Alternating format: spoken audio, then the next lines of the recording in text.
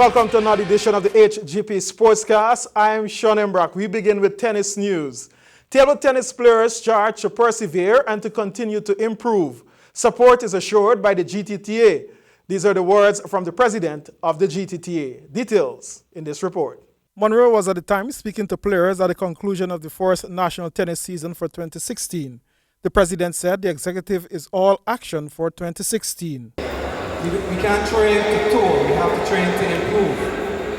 Because a lot of times we want to go to the Olympics and all other things, but it requires a lot more sacrifice on us individually as players. So we have to resolve ourselves to working even harder. So don't see yourself as those who have not won titles. You can come back because this year will be filled with a structured calendar of events.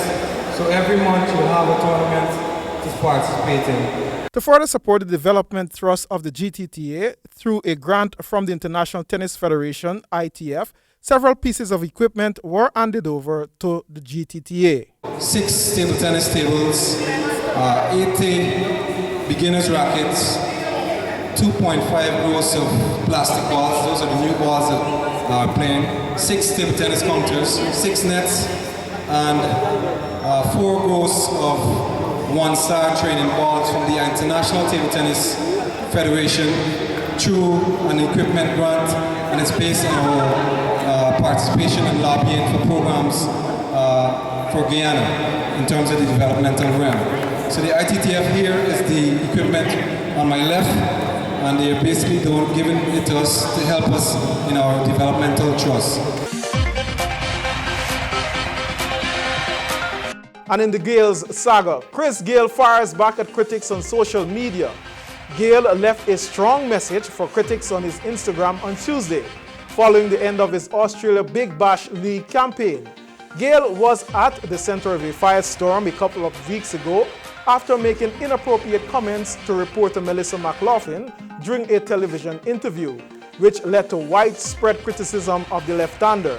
Gale was particularly harsh with commentator and English cricket captain Andrew Flintoff, who tweeted that Gale made himself look like a chop. Part of Gale's post read, quote, "The past cricketer who say I made myself look like a chop, the other who claim I was no good to youngsters while playing for the Thunder, the next one who said he expect that sort of behavior from Chris, y'all can kiss my black and you know what." Gale wrote, "I love Australia and I will be back again." End of quote. The Guyana Football Federation men's national futsal team departs for Cuba to open their campaign against Curacao. Calvin with the details. Guyana Football Federation men's national futsal team departed for Cuba on Thursday, January 19th to participate in the Caribbean Football Union's futsal qualifiers. During the next week, Guyana will be competing against Curacao, Trinidad and Tobago, and Antigua and Barbuda to earn a place in the final round of competition, which will take place on January 26. Guyana will play Curacao on Friday, then Trinidad and Tobago Saturday, and the final group game against Antigua and Barbuda on Sunday. The traveling contingent will include the GFF's technical director, Claude Bolton, in the capacity of head coach, along with top players the likes of GDF's UC Phillips and Jerome Richardson, Pili FC, Travis Zoro Grant and Konato Mannings, along with Alpha United's Sherwin Skeet. The CONCACAF Futsal Championship is scheduled for May 2016. Barbados Cricket. West Indies Test and One-Day International captain Jason Holder has been named the National Sports Council's NSC Sports Personality of the Year for 2015. Holder claimed the award on Saturday during the NSC's 33rd Annual National Sports Awards ceremony at the Frank Collymore Hall. The big all-rounder was also named Senior Outstanding Sportsperson in the male category. Holder played 13 test matches in 2015 at an average of 28, achieving his highest score 103 not out against England during a tour of the Caribbean.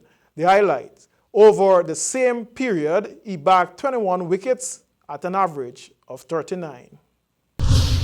More cricket news. Nagico's Super 50 2015 runners-up Guyana Jaguar battles defending champs Trinidad Red Force in the first semi-final. Calvin Chapman with the details up to the time of our news recording. Leon Johnson won the toss and elected to field, and after 50 overs, Trinidad and Tobago corresponded with 259 for 9. Darren Bravo, in his second match since his return from the Australian tour with the regional side, scored 95 from 108 after being dismissed by Veerasamy Pumal. Bravo featured in an 85-run third-wicket partnership with Kajourn Otterley, who scored 33. Then he teamed up with the West Indies wicketkeeper Dennis Ramdin for a 90-run fourth-wicket partnership before Ramdin was dismissed for 43 by the Jaguars franchise player Raymond Rifa of Barbados.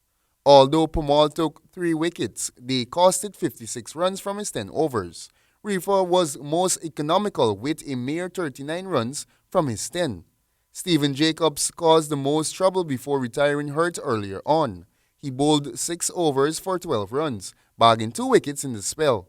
The result of the match, with Guyana chasing 260 for victory, will be brought in a subsequent sportscast. And that's our sportscast.